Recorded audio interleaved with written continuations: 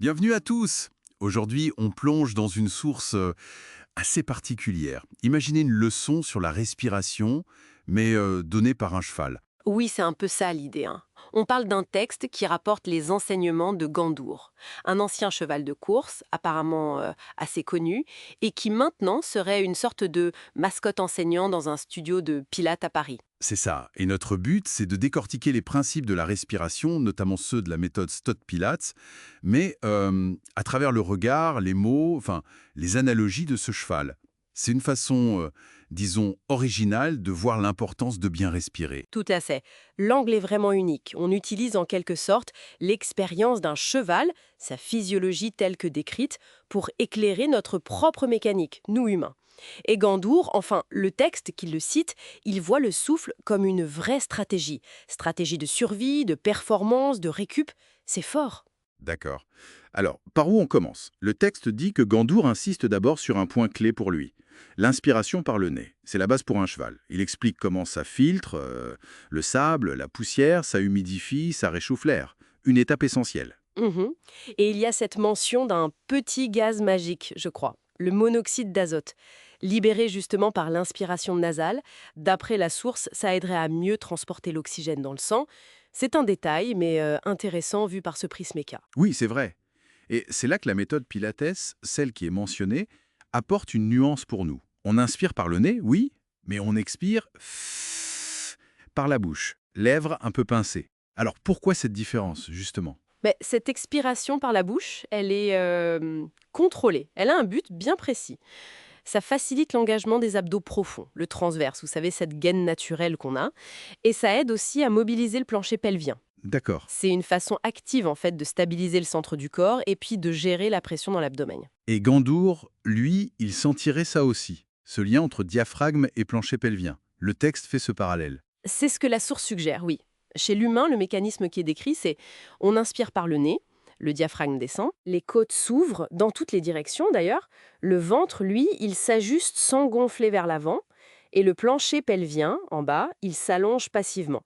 Et à l'expiration, par la bouche donc, c'est l'inverse. Le plancher pelvien remonte un peu, le transverse s'active comme si on serrait une ceinture, et hop, le centre se stabilise, se referme pour créer un support. Voilà, et ça nous amène directement à cette fameuse pression intra-abdominale, Gandour, où le texte la décrit comme un coussin d'air vivant. C'est cette pression gérée entre le diaphragme en haut et le plancher pelvien en bas qui donne cette stabilité, mais une stabilité douce sans être rigide. Ah oui, je vois. Ça protège la colonne, ça amortit les chocs et ça permet aux muscles profonds de bosser efficacement. La source insiste bien, c'est multidirectionnel, avant, côté et arrière aussi. Et le texte dit que Gandour, lui, il ressent cette pression à chaque foulée. C'est ça qui lui donnerait sa souplesse et son alignement. Fascinant d'imaginer ça.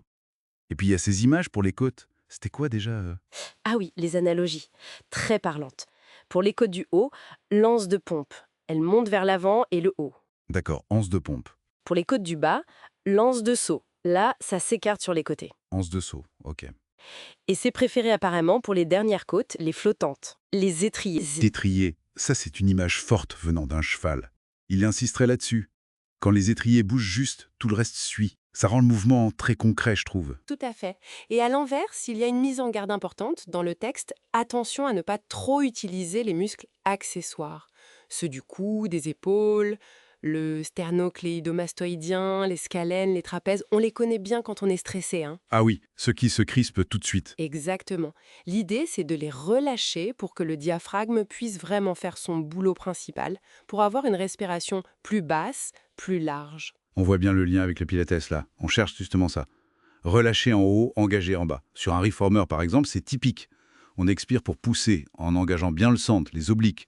Et on inspire pour contrôler le retour. C'est ça. La source souligne ce parallèle anatomique. Le transverse, les obliques, le plancher pelvien, on partage ça avec les chevaux. La grande différence, d'après l'interprétation de Gandour, c'est notre capacité, à nous, humains, à utiliser tout ça consciemment grâce à des méthodes comme le Pilates, justement. Donc si on essaye de résumer le message clé, euh, inspiré par Gandour. Mhm. Le but, c'est pas forcément de respirer plus, mais de respirer mieux, plus consciemment. Inspirer par le nez, Expirer par la bouche en contrôlant, stabiliser avec le centre, relâcher les tensions inutiles en haut et sentir ce mouvement subtil des côtes, ces fameux étriers. Du centre, c'est si crucial pour la performance, l'alignement d'un athlète comme Gandour. Comment est-ce que cette sagesse retrouvée, comme dit la source, pourrait influencer notre propre stabilité? Pas juste physiquement, hein, mais peut-être aussi émotionnellement, face aux défis, aux pressions du quotidien. Belle question pour terminer.